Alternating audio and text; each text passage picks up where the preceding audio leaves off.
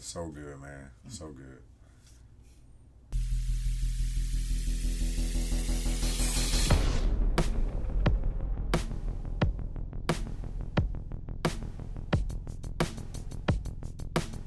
What's happening? Welcome back to another vibe of Pulpit Fiction. We are pastors pointing to Christ in cinema. I'm joined again by my good brother here, Pastor Gavin, and we're talking today about our review of the Black Panther movie, Wakanda Forever. No woman, no cry. No woman, no cry. Hey, little darling, don't shed no tear. No woman, no cry. What are your thoughts on this movie? General thoughts. You left the theater, you left out of there thinking what? I thought this was another win for Marvel Cinema, for Ryan Coogler, for the actors involved. Obviously, high expectations coming into this movie. I didn't want to be disappointed, and I wasn't. What about you? Leaving out of the movie theater, I thought they did a great job. I thought it's up there. I'm gonna hold back a little bit here, but it's up there with the other Black Panther, with other Marvel sort of classics at this point. I thought they did not drop the ball. A very difficult task that Coogler had and the rest of the cast had, but I thought they did an amazing job. Yeah. What do you think about, and you know what else? With the removal of T'Challa. Yeah. It gave the other actors an opportunity to step up. It really did. To have a longer screen time. And what do you think about some of the actors? What do you think about Angela Bassett? How she sort of embodied the Queen of Wakanda in this movie? I mean, every scene that she's in, you can feel her. Yes. Right. I feel like the job of an actor, number one, is to kind of take you out of your current world and bring you into theirs, so that you're just immersed. And if you got an actor who's mailing it in and just kind of reading the lines, doing some generic stuff, but it's man, she was incredible, and you could feel throughout the whole movie. These are people who knew Chadwick. Yeah, they're actually grieving, and the merging of T'Challa as a character and Chadwick as a person. And the mourning that they're going through and experiencing in the movie, you feel it as well. And I think Angela was probably number one with that. Absolutely. I thought she did a tremendous job. Yeah. As well as the other actors and actresses. I thought that stepping up, having a bigger role, but yeah, like you mentioned, it seemed as though, bro, we was a part of a funeral to some extent. I felt like, you know, they invited the fans into the mourning process of their brother Chadwick. And so I so appreciated that. Yeah, and I thought it was unapologetic. I think throughout the movie, especially at the beginning, the drums that you sort of feel in the background, it snatched you in. To that sort of grieving process, and a beautiful tribute to Chadwick. I'm sure him and his family and friends would really appreciate that. Of course. All right, so any other thoughts, any non-spoiler thoughts that you have on this movie, brother? I want to throw out there, I was excited to see the Talocan, that the underwater world, and Namor, and so traditionally in I haven't read the comics, but I know from videos and whatnot that traditionally in the comics, he was like the first underwater superhero. Wow. And nothing about his origins have anything to do with Mayan culture.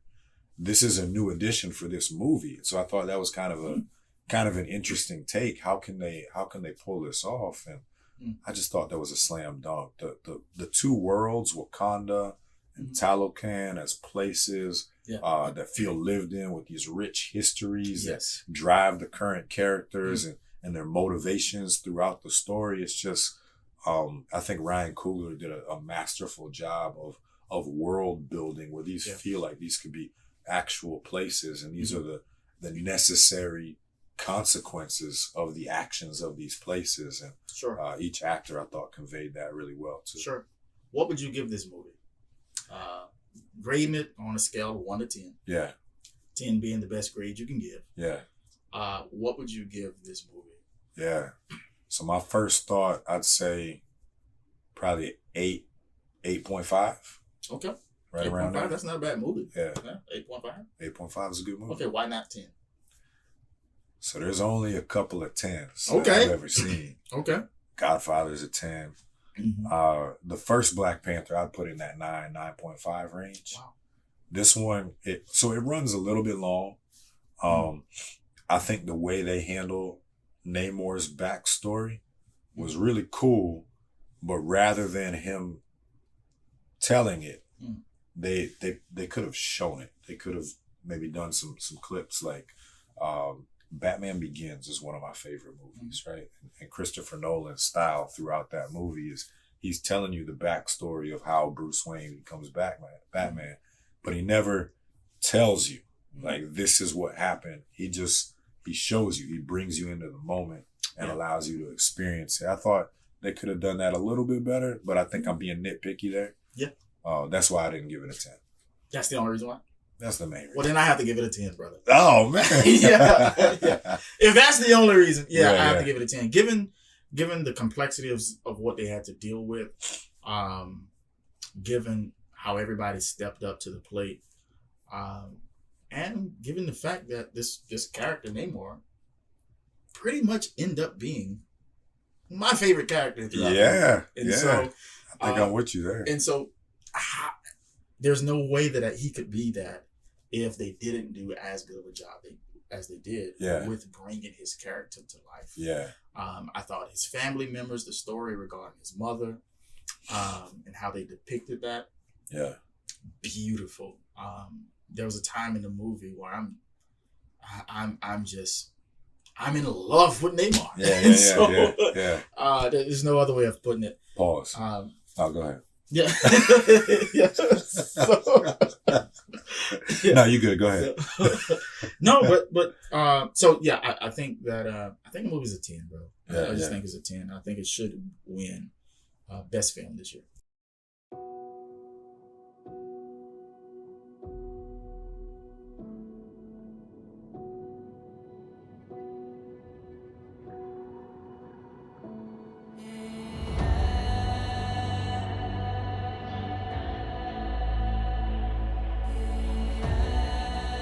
Only the most broken people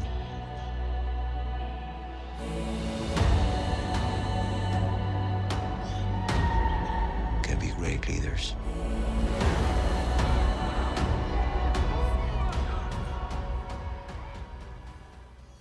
All right, so we've discussed really the good about this movie.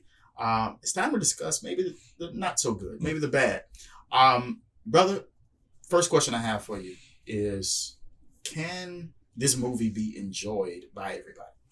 Yeah. So I think different experiences, different levels of it. From the first standpoint, you're watching a film that primarily is a mourning process for T'Challa in the film.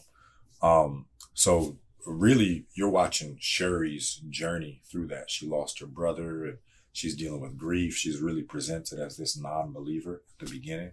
She doesn't believe in the ancestral plane and the heart-shaped herb and all of that stuff. She very overtly states on that beach with her mom, like, this is just tradition and fairy tales. And she was presented that way in the first movie. She was the child that scoffs at tradition. So we're watching her grieving and mourning process. And the reason I bring that up is there's a collective grieving that I think some members of the audience are experiencing. I can't speak for everybody. But generally speaking, in a society where you have minority culture anywhere, in any community, any society, there's a natural collectivism. You feel each other, you understand each other, you have common struggles, common experiences that probably majority culture does not have or share. And so losing Chadwick isn't the death of an actor. Oh man, that's a good guy and we lost him. you really do feel like you've lost a family member. Yeah. That's how I felt. When the news came across, Mm-hmm. I was actually sad for a while. Yeah. When the trailer dropped for this movie, I was actually sad for a while. Just what he represents to the Black American community. Yeah. Being an upstanding guy, always giving his best in the roles that he plays, and he always represents the best of us. Yeah. Jackie Robinson, right? Sure. The Black Panther. So losing him was significant. It's not like just some guy that I don't know past. And so as I'm watching, I'm mourning too. This is grief that I'm going through. But is that specific to just the plight of Black Americans and what we've experienced? Like, again, when we see T'Challa, we see upstanding citizen, we see a king, we see excellence, Black excellence. Yeah. And it does something, it pulls along the heartstrings a bit. Yeah. That may not be present for people in another culture. Sure. And so, did you see how that can affect the overall grade that somebody may give this movie? I think so. Yeah, I really do, because you might. So for example, Namor's character. Yeah. The way that he's presented and the way his backstory is delivered, it's done exposition style. Mm-hmm. He's having a conversation with Shuri and he just tells her, here's what happened and here's what I went through. Yeah. What I was alluding to before, I liked in Batman Begins how Christopher Nolan just kind of shows you what Batman went through. Yeah. The reason that matters is in minority culture, you can have shared experience without having to say much. Mm-hmm. So I see, this little boy coming up out of the water. He looks and he sees his people being enslaved by the Spanish conquistadors. And I don't need much else. I was like, oh, okay. I know how he feels about that. Yeah. And I can immediately connect with Namor on that level. So I think it's again, being a minority in a culture, I think there's a collectivism that's natural there, the common struggles, the common experiences, and it draws you into what the actors are feeling, what the story's trying to tell at a deeper level, because it's something that you've felt or experienced at some level. Absolutely. I agree. I think with the sort of the communal sense of suffering, and injustice and oppression, it sort of lends itself to the ideas of empowerment. Yeah. And sort of getting out of that situation and coming to a more royal or more powerful place. And I think we see this with both cultures. Yeah. With Wakanda and their experience of suffering to the loss of their king, and also this sort of judgment that's being placed on them by the surface world. Yeah. And the wanting of their resources. But we also see the same thing with the token people. Yeah. But I think the crazy thing is you come from oppression, you come from suffering. I think it's difficult for people who don't have that background to really have their heart in that. Yeah. By the way, I don't know if you've seen this or not, but there's sort of hashtag Wakanda. I've seen that. You've seen that? Yeah. And I wonder, man, is that from people who are either super Marvel fans, who feel like, man, this story is going too far away from the original comics? Is it from folks who are not minorities, but and have a hard time with getting into the story because it's one of oppression and empowerment? Yeah. Or is it as well maybe too female? Maybe the people who may not go out and watch. I know this is not Marvel, but you have Wonder Woman's movies. Sure. But you also have Captain Marvel movies, and it's just that's for the female fan base. Why do you think folks will label this as Wakanda? Yeah. Rather than enjoying the movie. Yeah. So I've got a few theories on that. obviously Hollywood in general and culture in general, you've got a polarized society. So you have what people would label pejoratively a woke movement. And they don't mean that kindly. They mean it as an insult. And then you'll have more of a staunch conservative side. And so anything that smells of wokeness, there's a part of culture that's resistant to that. Now, to lend credence, right? It's definitely become like a buzz thing. It's cool for Nike to talk about justice and, you know, and how they're fighting for rights of all people. And there's a certain part of that rings false. We know you got sweatshops over out east, right? So you know, we don't need to pretend like we care about these things on a deep level. Sure. And so I think some of culture is resistant to that. Is this another show of wokeness? I think the other part of it that you alluded to, the future is female idea. Now I'll go ahead and say I don't think this movie does that. I really don't. Okay. I think a movie like sort of put maybe Wonder Woman and Captain Marvel against each other. Both of these are original characters. Wonder Woman, DC Universe, Captain Marvel from obviously Marvel Studios. In the Captain Marvel movie, it's super heavy-handed. I'm stronger than you. I'm better than you. I'm here. Are you annoyed by me? It's just in your face all the time. It's annoying. In Wonder Woman, it's not that. And she's the strongest person there by far. She maintains femininity and she demonstrates this incredible strength.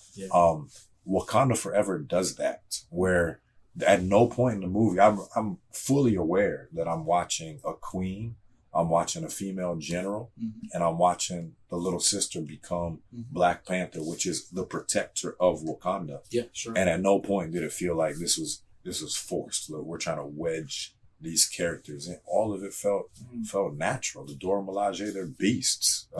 Angela is a queen, like she belongs in that spot.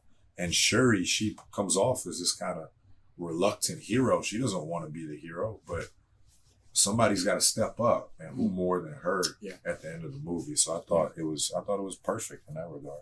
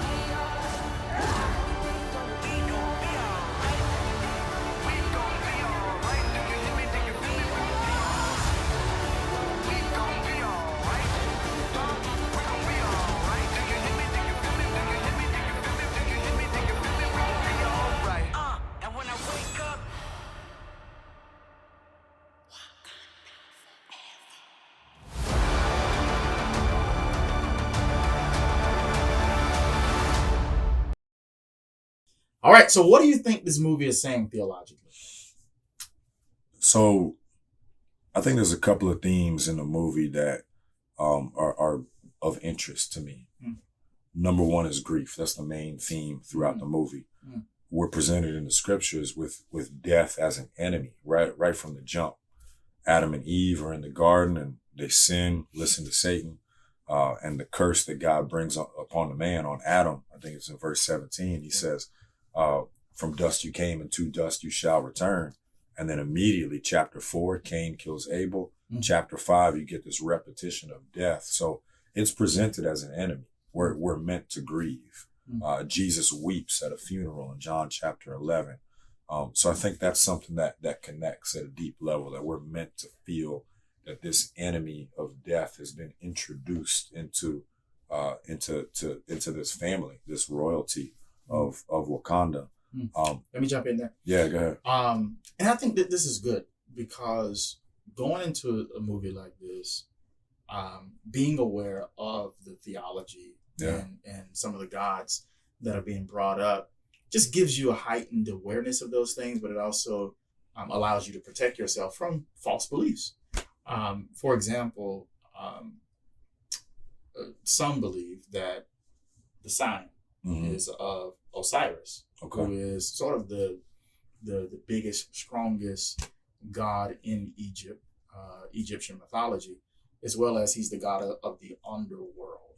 And so he's able to give or grant power to come back to life, to resurrect.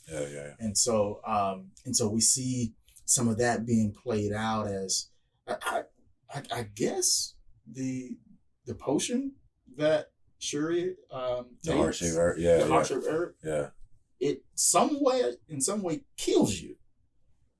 You go down to the ancestral plane, which is the land of death, and you come back to life. And so I can see that.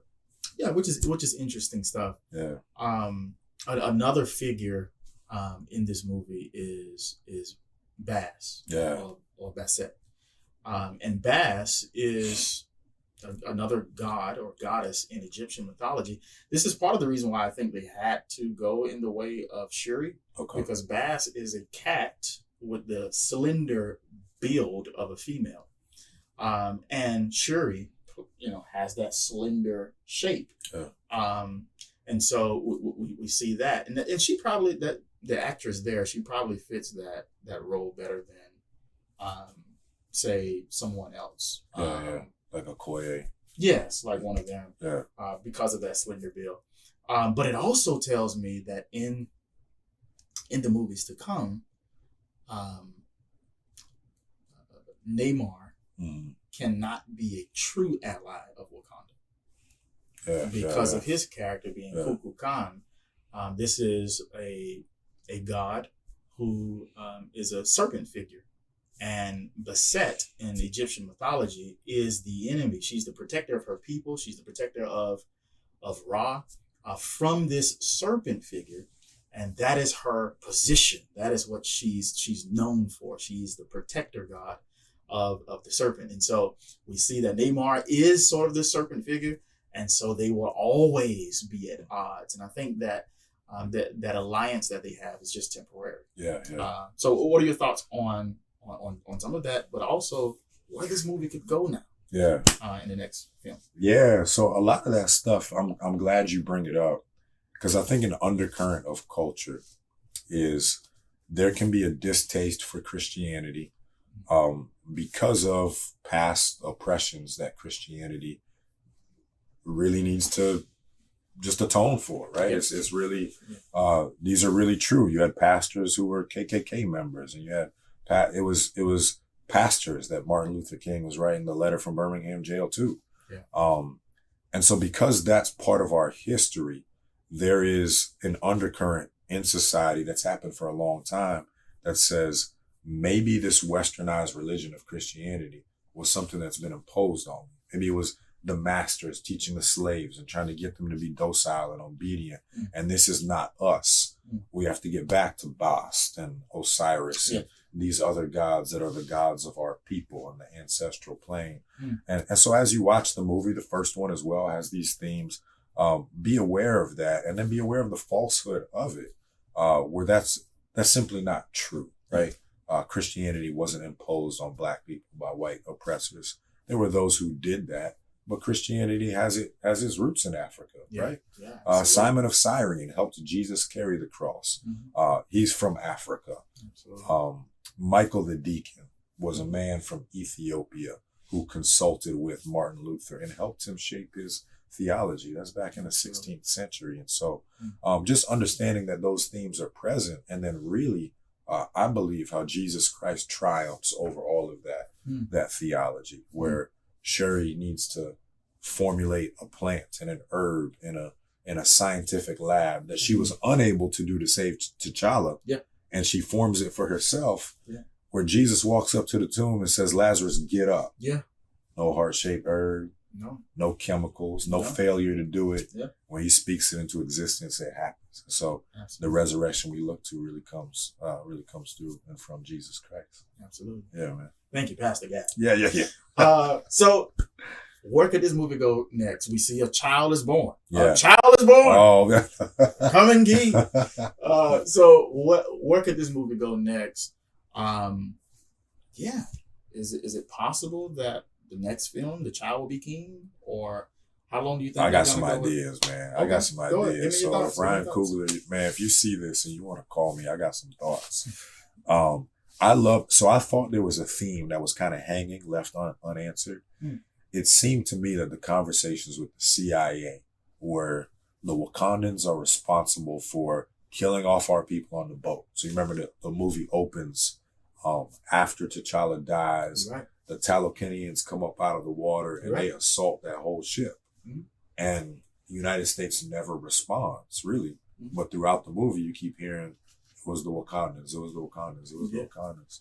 So I would love to see a third movie where that conflict rises to fruition. Maybe the United States, a good internal conflict I could see. They built up in the TV show Falcon and the Winter Soldier. I don't know if you saw that. By the end of it, they made Sam Wilson, a black man, become Captain America. I think that would be an interesting conflict. Black Captain America fighting for America against these Wakandan invaders. Call me, Ryan Coogler. I got ideas. And as this is going down, you've got this young prince who's not ready to rule because he's young, but he's in line to rule. So does Shuri keep taking on the mantle of Black Panther? Does she allow M'Baku? You remember M'Baku steps up at the end and he says, I wish to challenge for the throne. Does he take it on for some time? I think there's some really interesting themes. And it could really explore at a deeper level some current events with what should foreign relations look like? What do our domestic policies look like in terms of borders and allowing people in, and how do we treat them? And I think the movie can get even deeper into those themes and in that direction. So I hope that's what they do. I think either way, by the end of the next movie, something tragic has to happen to basically announce the son as he will be the king in number 4. And so whatever takes place, I think it's going to be maybe a darker movie with a hopeful ending with the son taking the throne. In the 4th one. Man, let me throw something interesting at you. Go ahead. Throw something interesting at you. So I was talking with a brother of ours, a friend of ours, who's Haitian background. And so if you know the end of the movie, T'Challa's got a son, and the son is living in Haiti, and his name is Toussaint. So apparently Toussaint was a real Haitian leader who led a revolution, and led a revolution to make Haiti the first Black independent nation. And from their independence, they provided aid to other countries. They were kind of the first real world Wakanda. And so they're kind of inserting that fact in there, which I think is just a cool legacy to carry on, where you have this fictional nation of Wakanda, Prince T'Challa, existing in Haiti under the name Toussaint. I can't wait for more of this, man. These movies are phenomenal. Here's the thing that I think the movie has to go next. America has to get to the point where they discover there's another nation out there who has vibranium. I think they're gonna put the pieces to the puzzle well enough to understand it's not just Wakanda. I think they're gonna believe Wakanda to some degree when they say, "Hey, look, that wasn't us." I think they're gonna explore who that could be. They're gonna come across Namor, and I think they will realize that in order to beat Tolkien, Wakanda, they're gonna need, like them, their own god. Okay. Namor is definitely in this movie. He's a god. I think Black Panther is Bassett, a boss. That's a god. In order to get on their level, we got to get us one. Who would that be? I don't know if Captain America is considered a god or not. I don't know if he's strong enough to take on these people. But we will see. And when it does come out, you can expect to hear from us again here at Pulpit Fiction. Thank you for joining us for this show. We'll see you next time. Until then, praise Jesus. Amen.